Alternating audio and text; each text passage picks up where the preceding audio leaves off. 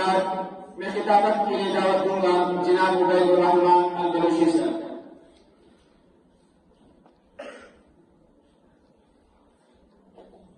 الحمد لله وحده والصلاة والسلام على من لا نبي بعده. أما بعد فأعوذ بالله من الشيطان الرجيم. بسم الله الرحمن الرحيم. فلعلك باخع نفسك على آثارهم إن لم يؤمنوا بهذا الحديث أسفا.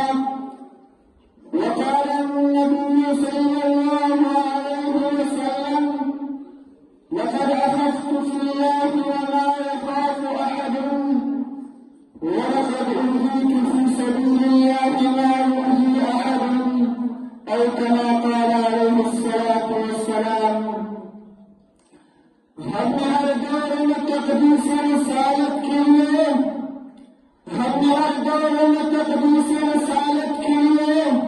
وقت کی تیز ہواؤں سے بغاوت کی ہے.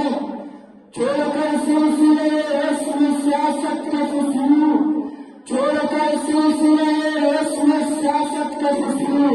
فقط ایک نام محمد سے محبت کی ہے.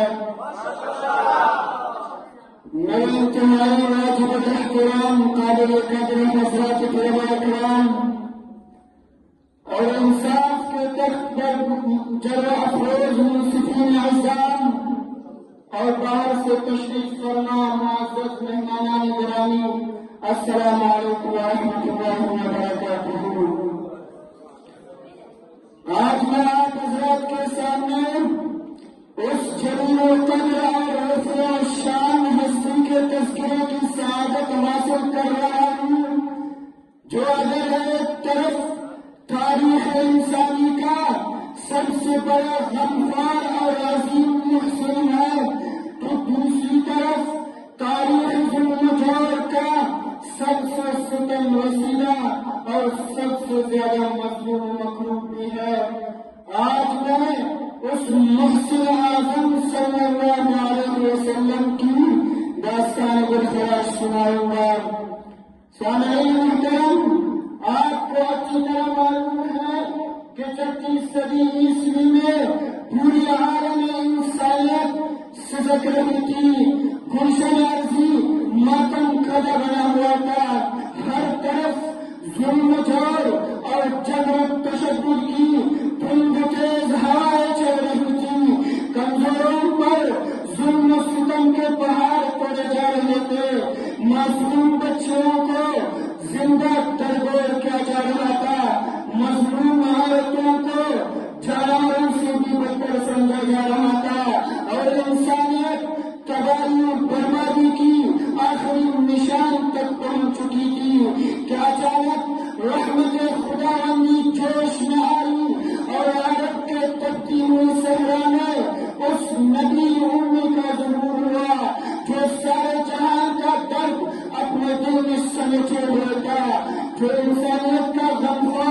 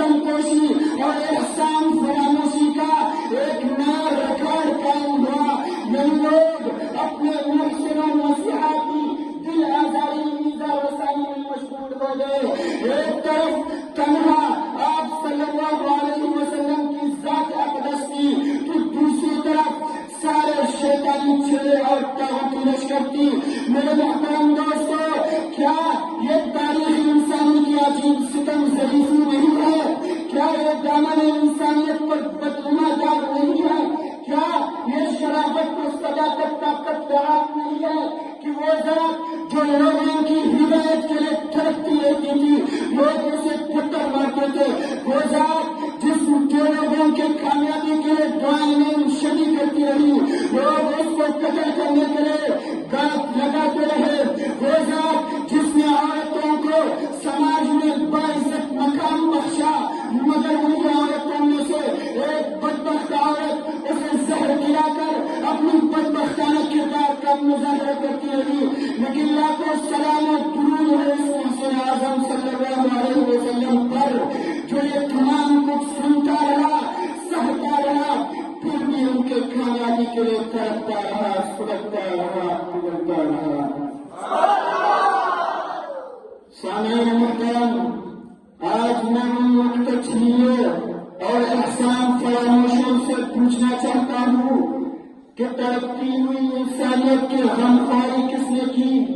نفرت کے آندھیوں میں شمع الفت کس نے جلائی؟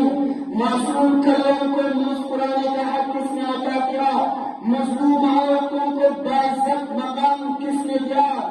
گالیاں سن کر دعائیں کس نے دی؟ اپنے قاتل کی جان بخشی کس نے کی؟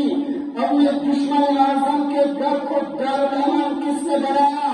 بتاؤ اے ظالموں، مذہبی اداروں میں شخصیت پرستی کے بجائے خدا پرستی کس نے قائم کی؟ سائنس میں فطرت پرستی کے بجائے تسخیر فطرت کا سبق کس نے دیا؟ سیاست میں شہنشاہیت کے بجائے عوامی حکومت کا راستہ کس نے لیا؟